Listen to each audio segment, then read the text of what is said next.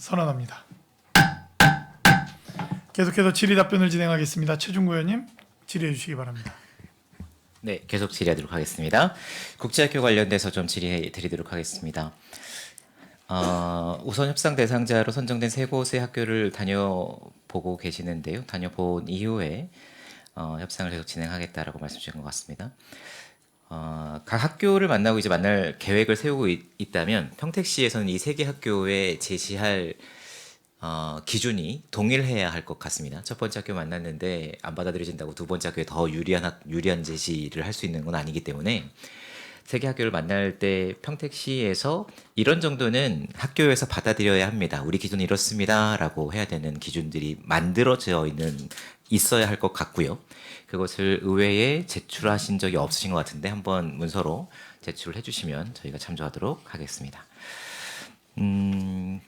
지난번 그 행감 때도 제가 말씀드렸던 것 같은데 그 알파 탄약고 관련돼서 이제 알파 탄약고가 이전이 가시화가 되어야 이제 여기에 그 어떤 그 사업이 진행이 되고 그 사업의 잉여금으로 이제 학교를 건립할 수 있기 때문에 알파 탄약고의 이전 문제가 이 국제학교 설립에 매우 중요한 포인트가 되고 있는 것 같습니다. 이후에 총리실과 주한미군의 논의, 그러니까 알파 탄약고 이전과 관련된 그 논의가 진척된 것이 있는지, 그냥 답보 상태에 있는지를 좀 여쭤보고 싶습니다. 의원님 말씀처럼 이제 국제학교 건축비를 마련하기 위해서 이제 평택도시공사를 통해서 아파트 건립 사업을 이제 추진을 해야 되는데 그 중에 이제 4개 중에서 2개 단지는 그 알파 탄약고 영역에 들어가 있습니다. 그래서 그 이전 시기가 특정이 되지 않으면 사업을 진행하기 어려운 시점이라서 알파 탄약고 이전 문제가 고독 신도시 전체에도 영향을 미치지만 국제학교에도 영향을 미치는 게 사실입니다. 그래서 이제 지금 현재 협의 사항을 저희가 수시로 모니터링을 하고 있는데 현재 해당 부서에서는 어쨌든 총리실이나 미군 측이나 정부 입장에서는 좀 긍정적으로 본다. 조만간에 이제 시기를 좀 특정할 수 있을 것 같다. 요 정도까지 아니고 아직 구체적으로 언제 간다. 여기까지는 아직 좀 나오지 않았습니다. 관련된 논의가 어디까지 진행이 되었는지 그리고 최근에 언제 진행되었는지를 좀 스크린해서 자료로 보고를 해주시면 좋을 것 같고요. 이제 언제까지 이전하겠다는 주한미군의 답변이 있다면 이제 국제학교 설립 재원 마련을 위해서 개발 사업이 가능할 것으로 예상이 됩니다만 이전을 언제까지 하겠다라고 얘기가 되더라도 이제 재원 협의의 문제, 환경조사 문제 그리고 또 환경의 문제가 있을 땐 이걸 복구를 누가 할 것이며 복구를 언제까지 할 것이며 이러한 지난한 논의의 과정에 있을 가능성이 커서 이게 단순히 주한미군이 언제까지 이전하겠다라고 명시를 하더라도 상당히 사업이 진행되는 데는 이제 오래 걸릴 수 있다. 그래서 이러한 난항이 예상되는 상황에서 개발사들이 주한미군이 언제까지 이전한대라는 그 추상적인 목표만을 가지고 개발에 참여할 가능성은 낮다라고 판단할 수 있을 것 같은데 이런 것들을 좀 솔직하게 시민분들에게 알려야 되는 상황이 아닌가라는 생각이 드는데 어떻게 생각을 하십니까? 일단 의원님 말씀처럼 아파트 건립 사업이 그 난항이 많을 거라고 예상이 되고요. 또 하나는 시기도 상당히 오래 걸립니다.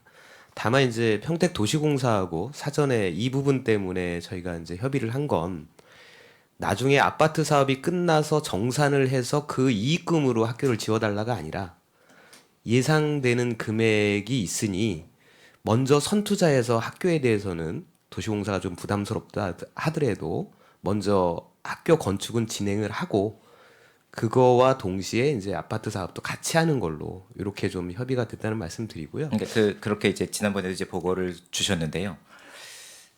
이제 우리의 이제 희망 사항 아닌가라는 생각이 드는 거예요. 이 금융 비용이 높은 이 시대에 어떠한 개발사가 일단 이 사업 건축비 진행이 되면 이만큼의 수익이 날 거야. 그러니까 일단은 수익금을 빼서 학교를 지어줄게. 하지만 우리 아파트는 몇 년이 걸릴지는 모르지만 알파탄약고가 이전하는 시기가 되면 우리가 아파트를 지어서 우리가 수익을 가져갈게. 이게 10년이 걸릴지 15년이 걸릴지 모르는 상황에서 어느 건설사와 어느 사업자가 이거를 금융비용이나 이런 것들을 감당을 하면서 진행할 것인가를 따져봐야 되지 않겠는가. 단순히 우리의 희망, 논리적으로는 가능한 이야기들을 하고 있는 것은 아닌가라는 고민이 좀 들어서 말씀을 드렸습니다. 네. 민간 건설사와의 관계는 지금 의원님께서 말씀하신 사항이 맞습니다. 사실 그게 정리되지 않고는 민간 건설사가 들어오기는 어려움이 있고요. 이제 제가 드린 말씀은 뭐냐면 평택도시공사가 그동안 평택시의 지속적인 투자를 통해서 사업 규모가 상당히 큽니다. 그러다 보니까 이제는 도시공사에서 운용되는 자금 중에 일부는 다시 평택시에 이제 배당도 해야 되는 시점이 이제 돼가고 있다. 물론 이제 자금 운용 상황에 따르지만 그래서 이제 국제학교 부분은 그런 부담들을 이미 인식은 하고 있지만 도시공사의 여유 자금이 될 때는 학교에 먼저 선투자해서 그거를 평택시에 이제 배당하는 개념과 같이 그렇게 이제 접근을 하겠다라는 것까지 이제 협의가 돼서 진행하고 있다는 말씀드리고요. 사실 그럼에도 불구하고 의원님 말씀처럼 알파탄약고 이전에 대한 시기는 빨리 정리가 될 필요가 있고 만약에 그게 오래 걸린다라고 하면 저희가 선택한 아파트 두 필지를 빨리 가능한 쪽으로 다시 협의를 해서 알파탄약고에 관련된 그 문제는 좀 회피해서 진행할 수 있도록 그렇게 해야 될 거라고 생각을 하고 있습니다. 알파탄약고 옆에 두 필지에 대한 사업은 그러면은 도시공사가 진행한다라고 말씀을 주시는 건가요? 아니면은 민간이 진행을 하더라도 일단은 그렇습니다. 그 비용은 도시공사가 부담을 하겠다라고. 이렇습니다. 뭐냐면 네 단지의 아파트 사업을 도시공사가 100% 했을 경우에는 도시공사에 생기는 수익이 그만큼 높겠지만 현재 도시공사도 평택호 관광단지라든가 여러 사업에 자금이 투자되고 있기 때문에 지금 사업비 전체적으로 보면 부지 매입비와 건축비에서 2조 사업입니다.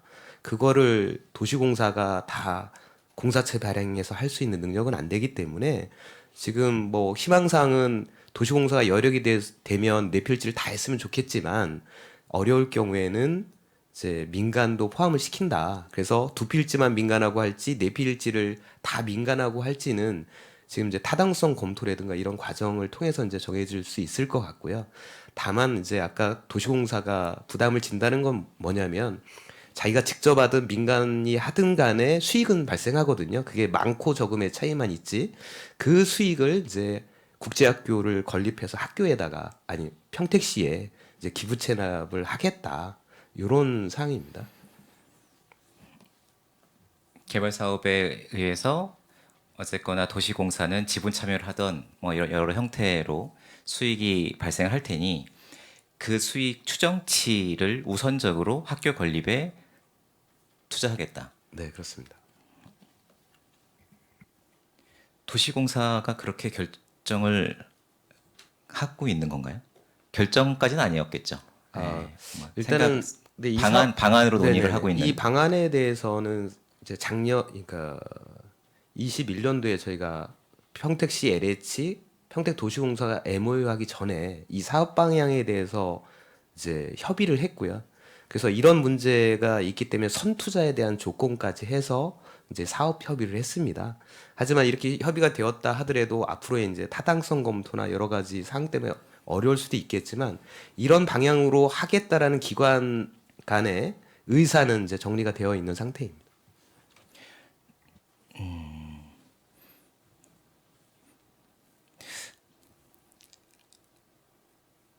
오해하면 평택 시민들이 수혜받아야 하는 세금으로 건물을 짓는다, 학교 건물을 짓는다라고 오해할 수 있는 상황도 있을 것 같습니다. 도시공사가 도시공사가 어쨌거나 이제 독립되어 있는 사업체이긴 하지만 이제 도시공사가 이제 시민들을 위해서 이제 존재하는 곳이고 그런데 도시공사가 우선적으로 투자해서 세금을 그러니까 도시공사 투자해서 학교를 건립하고 이후에 뭐 다시 뭐 회수를 하더라도 거기에 따른 이제 뭐 금융 비용이나 이런 것들을 이제 상당 오랜 부분 이제 감당해야 되는 상황일 것 같습니다.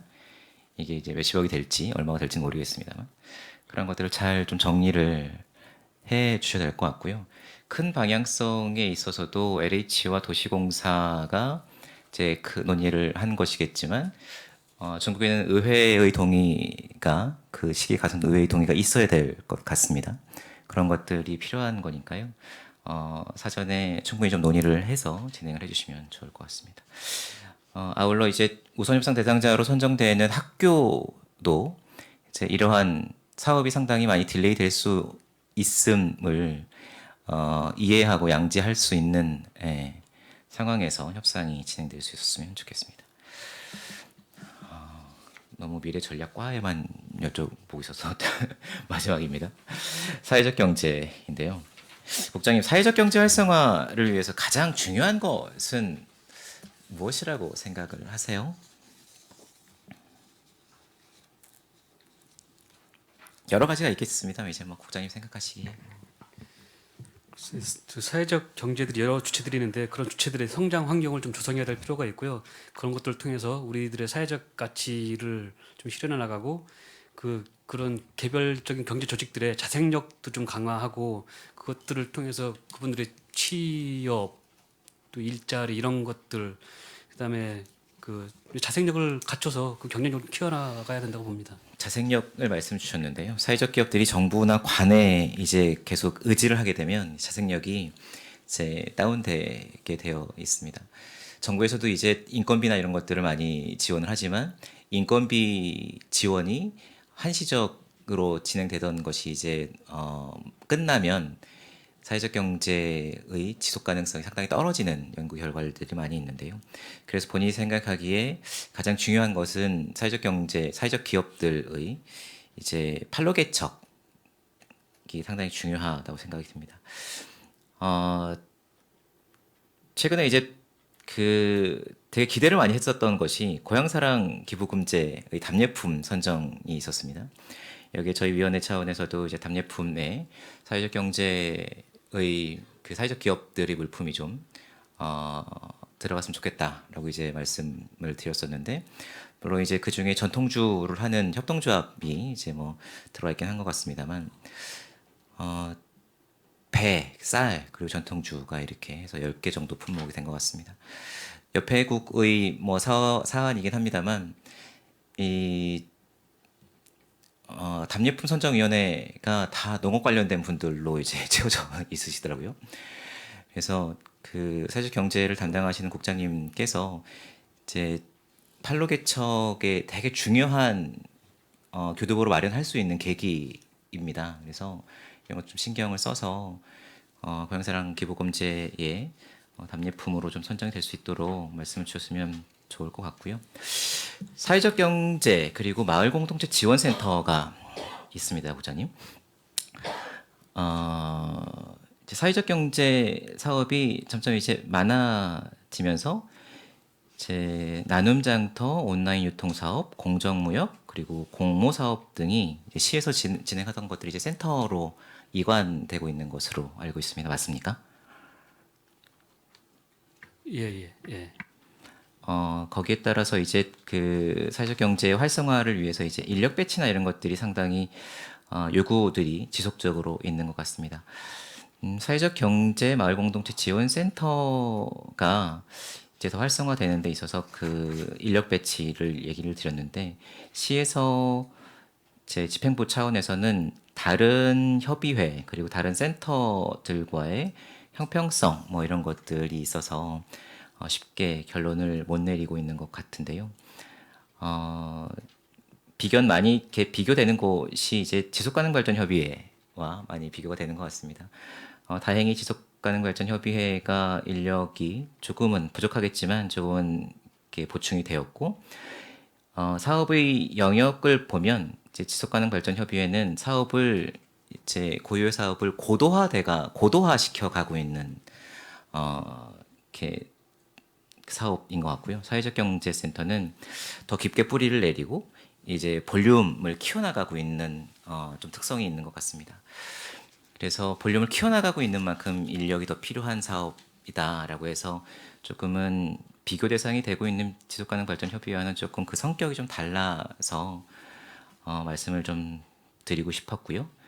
사회적 경제의 활성화를 위해서 다시 한번 고려해 주시면 좋겠다라는 말씀을 드리고 싶고, 그리고 사회적 경제와 마을 공동체 지원센터가 있는데 공동체 사업 중에 공동주택과 일반 마을 공동체 사업이 분리돼서 이렇게 진행이 되고 있는 것 같습니다. 일반 마을 공동체는 이제 지원센터에서 이제 진행을 하지만 공동주택 관련된 것은 시에서 직접 사업으로 팀에서 진행을 하고 있는데 이게 현실적인 어려움이 있어서 그런 건지 아니면은 다른 이제 그 판단이 있으셔서 이렇게 분리해서 진행을 하시는지를 좀 여쭙고 싶습니다. 네, 그 부분은 저희가 일부러 이제 분리해서 운영한 건 아니었고요. 당초 이제 그러니까 아파트 공동체 업무가 주택과에 있었습니다. 이제 그 공동주택을 담당하던 주택과에 있다가 20년도에 이제 미래전략관이 만들어지면서 업무가 이관이 됐고요. 그러다 보니까 지금까지는 아파트 공동체는 이렇게 직영 형태, 마을 공동체, 그러니까 자연불악과 같은 마을 공동체 부분은 센터에 지금 사경센터에 같이 위탁이 되어 있는 상태입니다. 그래서 지금 현재 사회적 경제도 자리를 잡아가고 있지만 이제 마을 공동체와 관련한 것도 지금 이제 좀 정리가 되는 대로 그 직영 부분, 그다음에 위탁 부분에 대해서 검토해 나갈 계획입니다. 이 현장에서는 상당히 좀 혼란스러운 상황인 것 같습니다. 이제 그 활동을 해주시는 활동가분들이 이제 공동주택과도 활동을 하고 일반 마을 공동체와도 활동을 해주시는데 어느 거 이제 시청 본청에서 직접 과에서 진행을 해주시고 어느 것도 센터에서 진행을 하다 보니까 교육 관련된거나 이런 것들도 중복되는 것도 있을 수 있고 사업이 어느 부서와 협의를 해야 되는지 뭐 이런 것도 좀 있을 수 있어서 좀 한쪽으로 이제 그 정리를 좀 해주시면 좋겠다. 그리고 이제 뭐 센터가 하시던 직영을 하시던 전문가 이제 결정을 좀 내려서 효율성을 해주시면 제고해주시면 좋겠다라는 말씀을 드리고요. 공동체 활성화 관련돼서 공간 조성 사업이 있습니다. 이 작년에 진행된 프로그램과 참여 인원 그리고 성과 등에 대해서 좀 페이퍼로 좀 말씀을 전해주시면 좋겠고요. 보고 자료에 보면 온라인 공유관 제작 사업 중에 이제 인물과 물적 마을 자원을 조사한다고 되어 있습니다. 아까 말씀 주셨던 것을 제가 정리를 하면 홈페이지화를 해서 이렇게 새로 추진하는 마을들도 이것을 참조해서 사업계획서나 이런 것들을 참조해서 조금 더 쉽게 사업을 진행할 수 있도록 하겠다라는 것들인데요. 인적 자원을 물적 자원 그러니까는 이렇게 뭐 자료나 이런 것들을 쌓아서 다른 새로 시작하는 마을에서 참조하게 하겠다는 건 이해가 되는데 인적 자원을 조사해서 이걸 데이터베이스화 하겠다라는 것은 어떤 형태로 고민을 하고 계시는지 좀. 이제 이런 프로그램들을 진행하다 보면 저희가 이제 직영하고 있다라고 하지만 사실상 교육을 담당하는 강사라든가 그런 또 컨설팅 그 업체들이 또 있고요. 또 마을 축제를 진행하다 보면 음향이라든가 아니면 기타 여러 필요 물품들에 관련된 업체들도 있고 그래서 이제 새롭게 뭔가를 하려고 하면 그런 것들을 본인들이 다 조사를 해야 되니까 어려움이 있어서 그동안 이제 이 활용되어졌던 그런 업체라든가 그런 부분에 대한 연락처들을 데이터베이스화해서 검색할 수 있도록 이렇게 보고 참조할 수 있도록 하는 작업이 되겠습니다. 제가 마을 공동체 관련돼서 또 수차례 이제 말씀을 드리는데요. 이게 잘못하면 조금은 쉽게 사업이 진행될 수 있도록 이제 자료들이나 이런 것들을 축적하는 것이 상당히 의미 있습니다만 잘못하면 이게 테두리가 될 것 같아서요. 예. 지난번에도 이제 하시는 분들이 계속 사업을 진행하고 계시고 이분들이 또 계속 사업을 진행하시고 이런 것들이 좀 우려스러운 목소리를 좀 제가 말씀을 전해드렸습니다. 네. 네. 의원님 생각처럼 저도 그 부분이 상당히 좀 우려스럽게 생각을 하고 있고요. 저희 행정에서는 어떤 이제 이게 어느 한쪽에 좀 편향되게 이렇게 참여되고 하는 부분은 바람직하지 않다라고 생각합니다. 그래서 뭐 이쪽 편이 됐든 저쪽 편이 됐든 서로 공유하고 서로 협력할 수 있는 그런 사업이 될 수 있도록 저희 행정에서도 적극 그 지도해 나가도록 하겠습니다. 이 공동체 사업이 이제 모르는 사람과 갈등이 있는 사람들과 이렇게 해서 그것을 해결해 나가는 과정이어야 되는데 자꾸 이제 울타리를 쳐서 우리끼리 공동체가 우월하다라고 이제 만들어 나가는 모습들이 보일 수 있을 것 같아서 좀 우려스러워서 말씀드렸고요. 이것도 마찬가지인 것 같습니다. 일정 물정 역량을 갖춘 아파트 공동체가 거점이 되어서 활성화 사업을 하겠다라는 것도 이런 아파트가 구체적으로 어느 아파트가 있습니까? 이제 이 부분은 저희가 좀 고민하고 있는 부분인데요. 뭐냐면 그 이 아파트 공동체도 당초에 이제 방향성은 한 3년까지만 지원해주고 다음부터는 이제 주민 자생적으로 운영되는 게 좋겠다 이렇게 이제 생각하고 기획하고 시작을 했는데 지금 아파트에서 이루어지는 것들을 보면 정말 주민 대표들 그 프로그램을 운영하는 사람들을 정말 자기 시간과 노력을 다해서 그 프로그램들을 운영하고 있거든요. 그럼요.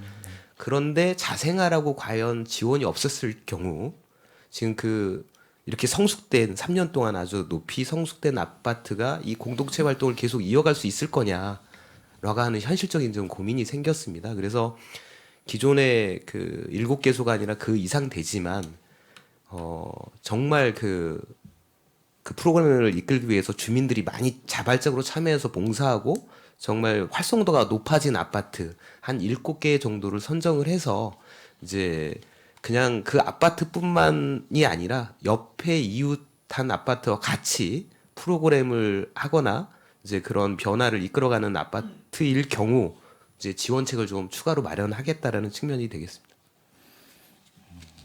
알겠습니다.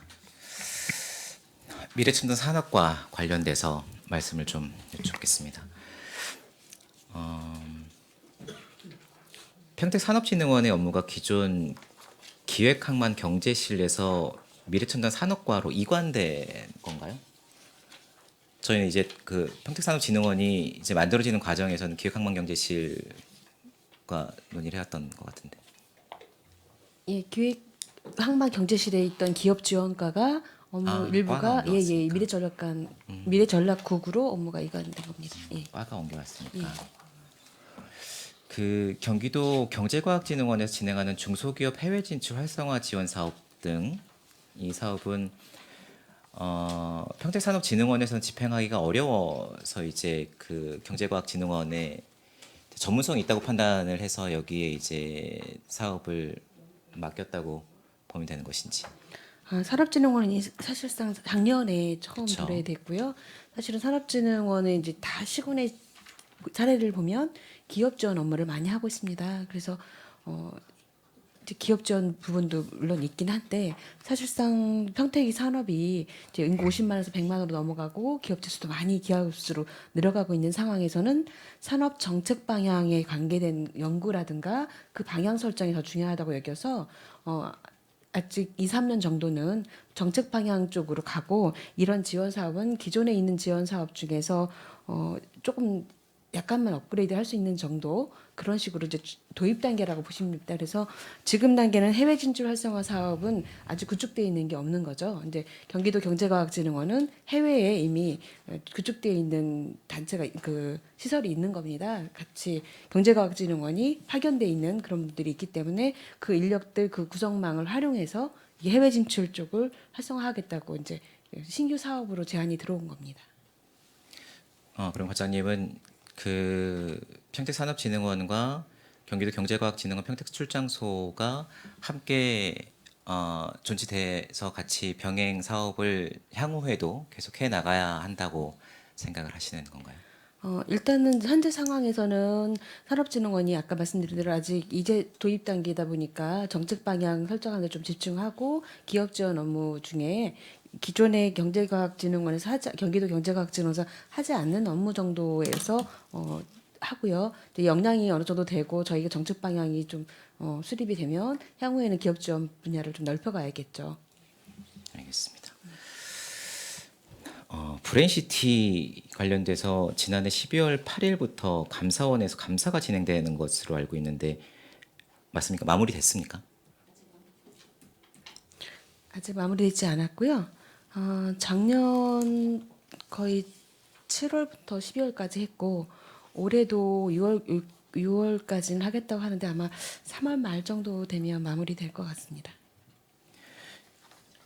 다들 아시겠지만 수백억 개발 비리 정황 포착이라는 기사가 터져 나왔고 이제 평택도시공사는 감사원과 도시공사의 인식 차이가 있는 것 같다라고 해명 자료를 이제 내서 보도 자료를 배포한 것 같습니다. 구체적으로 어떤 사안에 대한 인식의 차이를 말한 건가요? 이제 감사원은 과장님이 답변하실 수 있는 위치이신가요? 아니면은 일반적으로는 네네네. 감사원은 이제 대장동건하고 그러니까 도시개발법에 의한 대장동건하고 비슷한 유형 아닌가 생각하고 있는 거고요.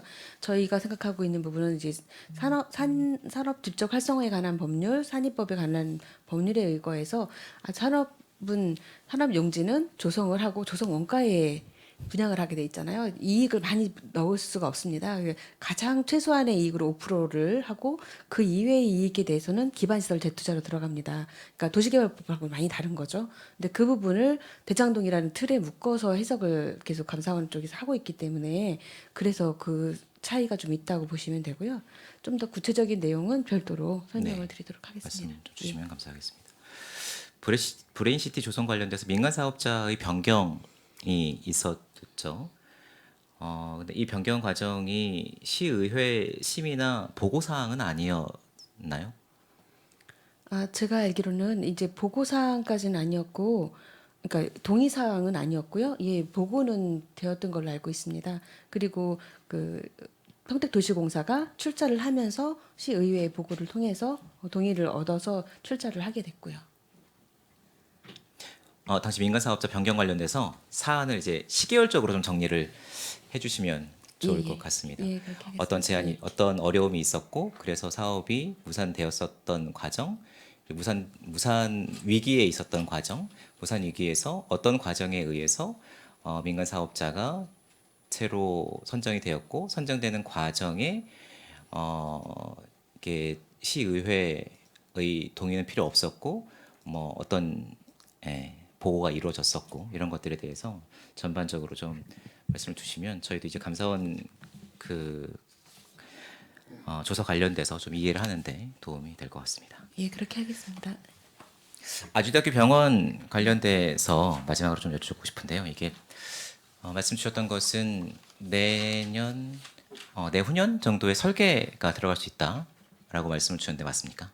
아니요, 올해 올해? 예, 올해 상반기 주기 계약이 이루어질 겁니다. 네. 계약하는 대로 바로 설계 들어가고요. 근데 설계가 오래 걸리는 거죠. 2년, 설계가 2년 정도. 2년 정도가 넘게 걸릴 것 같아서요. 종합병원이다 보니까 최근에 이제 감염병이 여러 가지 생기다 보니 그 통로라든가 이런 부분을 중복되지 않도록 별도로 설계를 해야 된답니다. 그래서 그런 과정 때문에 좀 시간이 오래 걸린다고 해요. 제가 좀 주문 드리고 싶은 것은 무엇이냐면 예. 이제 평택시가 어떻게 보면 이제 아주대학교 병원이 이제 평택시에 와주는 건 정말 감사한 일이고 감사한 만큼 평택시에서도 많은 것들을 이제 배려하고 서로 협조를 하고 있는 상황인 만큼 아주대학교 병원이 들어서면 시민들이 충분히 혜택을 받아야 되면 시민들이 필요한 진료 과목을 충분히 들어갈 수 있게 얘기를 해야겠다라는 생각이 있습니다. 근데 이제 지방 분원 병원들을 보면 이제 수익성의 이제 논리에 있어서 이제 수익이 많이 나는 이제 장례식장을 중심으로 해서 이제 정형외과 이런 것들을 크게 하고 정말 우리가 필요한 소아청소년과나 이제 뭐 부인과나 이런 것들을 축소하거나 없어지는 경우들도 상당히 많이 사례를 보았습니다. 이런 것들이 충분히 반영이 돼서 시민들이 필요로 하는 진료 과목들이 배치될 수 있도록 그것이 어느 정도 정해져야 설계가 들어갈 수 있지 않겠는가. 몇 개 과가 어떻게 배치되는 것이 가이드가 이제 마스터 플랜이 나와야 설계를 할 수 있고 그냥 뭐 건물에 여기는 진료실 여기는 수술실 이렇게 해서 될 문제는 아닌 거잖아요. 그래서 그런 것들을 논의가 되어야 설계를 할 수 있는 만큼 설계 전에 충분히 논의가 될 수 있도록 좀 고민을 해 주십시오. 최근에 이제 아주대 총장님이 오셔서 그런 말씀하셨습니다. 아주대 병원이 아주대 병원 평택 평택 캠퍼스 이런 개념이라기보다는 평택병원이라는 이름으로 특색화시키겠다. 그래서 적어도 5개 종목 정도는 전국에서 아주대병원, 평택병원을 꼭 와야 한다. 이런 식으로 특색화시키는 걸로 집중해서 그렇게 설계하고 준비하시겠다고 말씀하고 가셨습니다. 저희 보건소하고해서 여기 지역의 특성이 어느 환자가 더 많은지 어떤 종류에 좀 집중해야 되는지 이런 부분을 보건소하고 협의하면서 계속 진행 중에 있습니다. 제가 그 학교 출신인데요. 총장님이 계속 바뀌시는 학교라. 스마트 도시과 관련돼서 좀 여쭙겠습니다. 스마트 도시 사업으로 진행되고 있는 각종 사업들이 쭉 있는데 이제 스마트 도시 이게 평택에서 고민하고 있는 스마트 도시란 이제 미래 첨단 그리고 그린 스마트 도시로 요약을 할 수 있을 것 같습니다. 보고 자료에도 보면 이게 가장 중심적으로 보고가 돼 있는 것 같습니다. 제가 이제 본위원이 그 스마트 도시위원회 위원입니다. 그래서 회의에 참석을 해봤는데요. 큰 기대를 가지고 이제 참석을 했었습니다.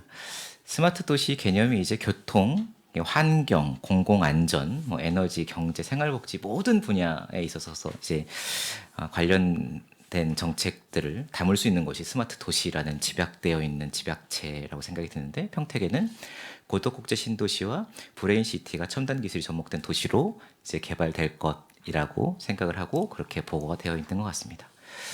제가 이제 회의에 참석했던 경험을 조금 말씀을 드리면 당시 그 회의는 이제 교통체계와 전기시설 관련된 이제 주요 논의를 하는 자리였는데 교통체계라고 이제 하면 차가 이제 가면 어디쯤에 이제 주차할 공간이 많이 있는지를 쉽게 이해할 수 있고 아니면 앞에 교통 사고가 나면 어디로 우회하십시오.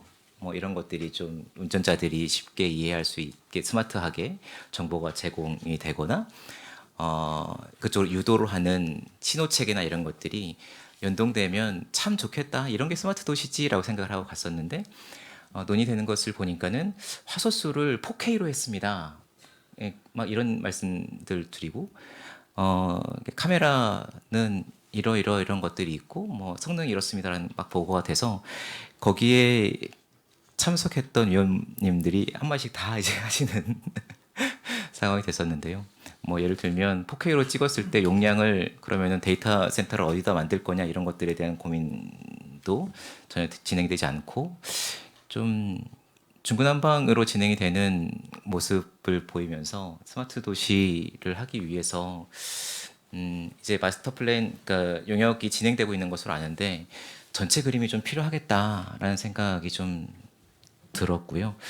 예를 들면 이제 교통체계라고 하면 이제 스마트 파킹, 뭐 자율주행차, 스마트 신호체계 이런 것들이 이제 저희가 이제 일상생활에서도 접할 수 있는데 환경 분야만 하더라도 대기 오염 측정 서비스나 공공안전의 재해재난 서비스를 사고를 어떻게 예방할 것이며 그걸 어떻게 시민들한테 잘 전달할 체계를 갖출 것이며 그리고 경제 분야만 하더라도 지역에 있는 경제를 공유 시스템을 어떻게 만들어서 플랫폼에 앉힐 것인가에 대한 이런 그 고민들이 되게 깊게 고민이 되어야 되는데 하지만 지금 상황의 평택의 스마트 도시는 스마트 횡단보도와 스마트폴 설치 로 대변되고 있는 것은 아닌가라는 생각이 듭니다.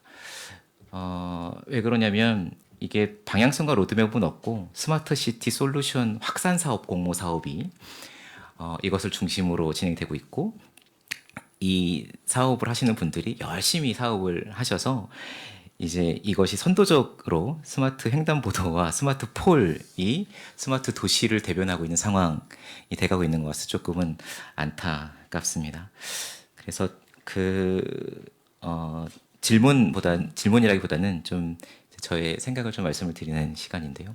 스마트 도시가 그 평택이라는 곳이 이제 삼성 반도체가 있음으로 해서 첨단 도시의 이미지를 가져가고 있는 만큼 스마트 도시도 첨단 도시에 맞게 그 위상에 맞게 조성이 되고 계획이 되었으면 좋겠다라는 말씀을 좀 드리고 싶었습니다. 답변할 수 있는 기회를 못 드려 죄송합니다. 네, 말씀 주십시오. 지금 저희 최중구 의원님께서 말씀해주신 내용 중에 스마트폴에 관련된 이야기가 있었는데 제가 이게 굉장히 관심이 많아서 자꾸 질의를 드리는데요. 지금 현재 아까 구축되어 있다는 그 스마트폴의 저희 유형 예시가 어떻게 되어 있는 예시인가요? 스마트폴이? 유형이 굉장히 여러 가지가 있는데 저 역시도 지금 최중구 의원님께서 말씀하신 것처럼 단순한 스마트폴로서의 그런 것이 아니라 통합적인 말 그대로의 어떤 여러 가지의 그 기능을 다 가지고 있는 인구 유동성이라든지 단순하게 이런 그 CCTV의 역할을 할 수 있는 그런 지주의 이 폴대의 역할이 아니라 그 하나의 폴이 섬으로 인해서 최대 12가지 이상의 기능을 수행할 수 있는 그 정도의 스마트 폴까지도 생각을 하고서 아까 이제 굵은 맥락을 말씀을 드렸던 거였는데 지금 최진구 의원님께서 자세하게 설명을 말씀을 해주시니까 이게 어떤 방향이 제대로 잡혀 있지 않으면 구체적으로 우리는 이렇게 할 것이다라는 구체적인 계획이 없으면 엄한 쪽으로 사업 공모만 열심히 하고 끝나겠구나 중구난방으로 이런 생각이 들어서 어떤 유형의 지금 스마트폴이 구축이 되어 있다라는 건가요?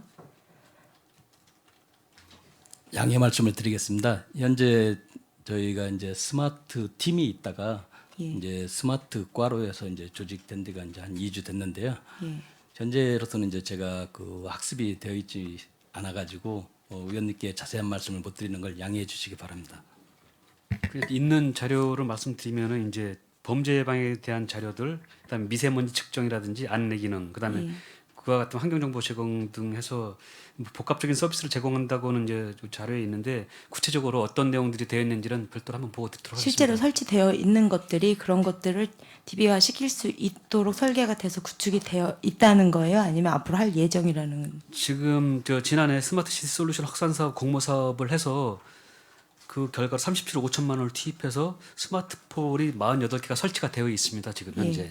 그래서 그 사항들에 대해서 구체적으로 어떤 기능들을 하는 건지는 저희 별도로 자세하게 자료를 한번 자료를 좀 드리도록 하겠습니다. 그리고 향후 계획도 좀 부탁드리겠습니다. 분명히 거기에 전에 제가 잠깐 언급 저희가 했을 때 그 스마트폰 안에 공공용 와이파이, 그다음에 전기 에너지 충전 기능, 그리고 그런 실시간 유동인구라든지 이런 우리 그 데이터 수집을 할 수 있는 기능들, 그리고 안전 대응 체계에 관련된 부분들, 그리고 여러 가지 연동할 수 있는 그 기능들이 굉장히 많았던 것으로 간단하게 설명을 했었던 적이 있습니다. 저희 위원회에서도. 근데 지금 현재 어떤 식으로 돌아가 있는지를 알고 계획을 제대로 되어야 될 것 같은데요. 네, 자료 부탁드리겠습니다. 그 스마트폰 말씀 주시니까 한마디만 더 말씀드리면 저희가 이제 영화를 너무 많이 봐서 그런지는 모르겠습니다만 이제 이런 기술은 가능할 것 같은데 이제 도입이 안 되고 있는 것 같아서 좀 속상해서 말씀을 드리면 차량이 이제 쭉 길게 쓰잖아요. 그러면은 파란색 신호를 오래 주는 기능들은 이제 있거든요. 근데 이런 것들이 아직 도입은 안 되고 있는 것 같고 스마트폰이 서서 이제 보행자들이 이제 좀 번화한 도시 같은 경우에는 이제 횡단보도 앞에 사람이 많이 모이면 신호를 좀 길게 준다든가, 네, 연동형. 그래서 30초에 파란불이 들어와야 되는데 이거를 조금 짧게 한다든가 예를 들면 뭐 이런 것들이 전국에는 데이터를 어떻게 활용할 것인가, 데이터를 수집해서 어떻게 활용하고 어떻게 값을 줘서 자율적으로 이용하게 할 것인가인데 이제 아직까지는 이제 우리가 하드웨어적인 것을 데이터를 수집하는 데 한계가 있는 것 같고 이걸 활용하는 것에는 아직 못 미치고 있는 거 아닌가라는 생각이 좀 듭니다. 개인적인 생각입니다. 네네. 도시재생 관련돼서 이제 그 도시재생 업무가 이제 기획행정위원회로 이관되어 있습니다. 그래서 저희가 해외 사례를 공부하기 위한 시간들도 이제 저희가 준비를 하고 있는데요. 본위원과 이제 상임위 위원님들이 생각하는 도시재생 사업의 중요한 것은 소프트웨어라고 생각을 합니다. 콘텐츠가 더 중요하다고 생각을 하는데 하드웨어도 이제 하드웨어가 구성이 되고 그 안에 어떤 소프트웨어를 담을 것인가의 방향성을 설정하고 하드웨어를 만들어야 되지 않겠는가. 근데 지금은 하드웨어를 만들어 놓고 안에 어떤 소프트웨어를 넣을 것인가에 대한 고민을 하고 있는 상황인 것 같습니다.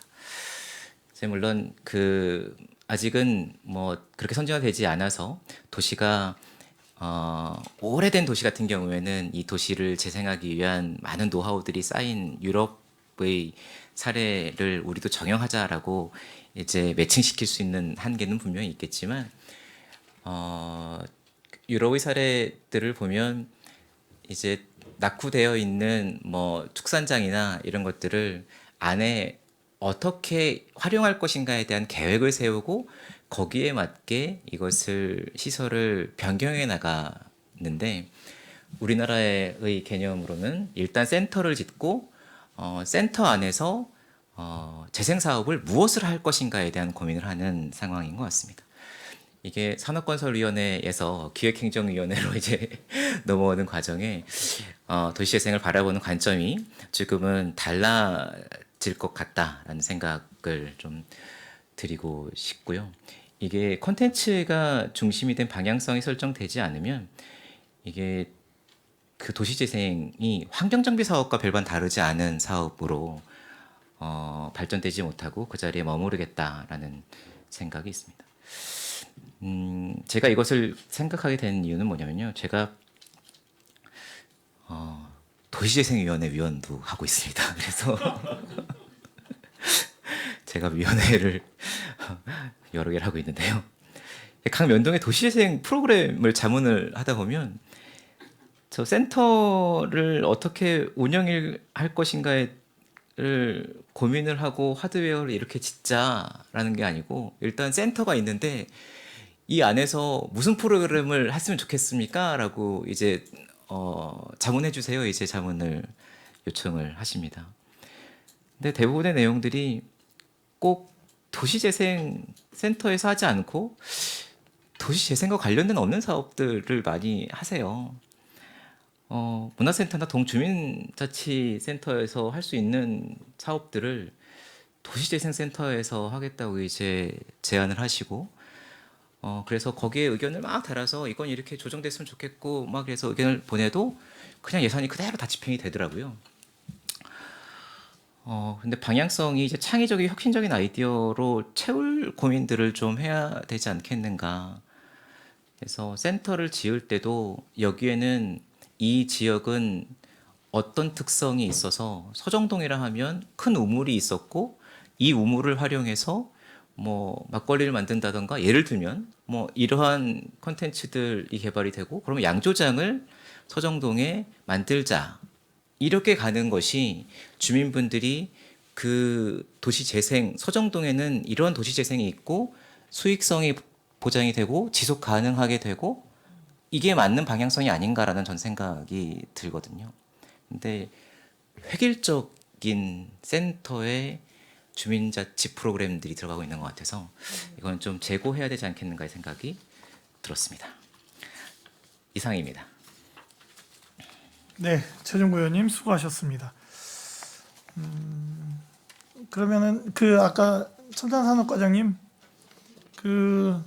잠깐 질문을 좀 드리면 정해 시간까지 약간 시간이 있으니까 저희가 이제 수개월 전만 해도 쌍용 자동차에 대한 이야기가 굉장히 의회에서도 그리고 시에서도 시민단체에서도 일반 주민들 사이에서도 이슈였습니다. 그런데 어느 순간 이제 다 사라졌어요. 물론 무소식이 희소식이다라는 생각은 갖습니다. 그런데 지금 의회에 그렇게 계속 올라왔던 보고들이 다 끊겼어요. 어느 순간 저희는 이제 언론을 보는 것 외에는 쌍용 자동차 관련된 어떤 상황들에 대해서 알 수 있는 방법이 없습니다. 현재 쌍용 자동차의 상황은 어떻습니까? 쌍용자동차 쪽에서는 이제 이전에 관계된 거를 검토를 하고 있는데요. 기업 내부에서 그 기업 현재 상황이라든가 이전 부지라든가 이전 시에 예를 들어서 지금 현재 이제 내연기관 차로 있다가 전기차로 이제 전환하는 시점이잖아요. 그래서 그 부분에 대한 검토를 내부 검토를 하고 있는 걸로 알고 있습니다. 그래서 저희도 조금 답답한데 기업이 힘든 시기를 거쳐서 또 새로운 오너를 만나서 이제 이렇게 사업을 전환하는 부분에 대한 검토이기 때문에 사실상 저희가 조금 기다려줘야 될 것 같습니다. 예. 저희가 이제 쌍용차를 살리기 위해서 굉장히 노력을 뭐 각계각층에서 많이 했는데 저희가 그러면 쌍용차는 회생이 되었다라고 봐야 되는 겁니까? 제가 이제 뭐 지금 뭐 공장 이전은 이거는 이제 그 다음의 이야기고 저희들이 계속 논의되었던 부분은 뭐냐면 회생에 대한 부분이었거든요. 어떻게 회생이 되었다고 보면 되겠습니까? 지금 가능성이 높아진 겁니까? 예, 가능성이 높아졌다고 일단 저희는 판단하고 있고요. 그래서 내부적으로 어떤 그동안의 채무라든가 이런 부분에 대한 해결 부분을 짚고 그 부분에 대해서는 다시 검토하고 그다음 사업을 전환하는 부분에 대한 부분으로 내부적으로 좀 정제 작업을 하고 있다고 보고 있고요. 그래서 저희 그 이전에 관계된 부분은 전에도 다 말씀드렸던 내용이겠지만 평택 내로 이전 시에 대해서만 저희가 긍정적으로 검토를 하고 있는 거고 그 이외의 지역에 대해서는 저희가 뭐 따로 쌍용자동차 해드릴 수 있는 건이 없기 때문에 그 부분에 대해서도 정확하게 하시고 이전을 할 경우에 거기에 이익에 관련된 부분은 공공에 전환할 수 있는 부분, 공공에 기부하거나 이런 형태로 갈 수 있는 부분에 대해서도 같이 고민하도록 저희가 위원회를 열어서 이제 그렇게만 발표된다고 하면 의원님들 또 지역 시민들 같이 위원회를 열어서 그 부분에 대해서 좀 의견을 도출해내고 결론을 내리도록 그렇게 추진 방향에 서 있는 상태입니다. 정리를 한번 해서 저희들에게 제출해 주셨으면 좋겠는 게 뭐냐면 쌍용자동차의 회생을 이야기하면서 기업의 회생 속에 이제 어떤 근로자들의 어떤 그 계속 존재할 수 있는 부분들 여러 가지 부분들에 대한 같은 이야기들이 있었는데 그 부분들이 어떻게 진행되었는지 그런 부분들을 좀 전체 정리해 주시고 그리고 뭐 그 오늘 이 자리에서는 이야기할 수 없는 부분이고 기업의 내부의 이야기지만 이전에 관한 이야기들 그리고 공장 부지 활용에 관한 이야기들 전체적인 이야기들을 좀 한번 정리해서 한번 제출 좀 해주십시오. 예, 알겠습니다. 그렇게 예. 하겠습니다. 그 안에는 뭐 비공개 내용들도 같이 주셔도 됩니다. 저희들에게 대비로 주셔도 되고 그렇게 해 주십시오 좀. 예, 부탁드리겠습니다. 예, 최대한 이제 드릴 수 있는 자료들로 해서 예. 보고 드리겠습니다. 예. 질의 있으신 의원님?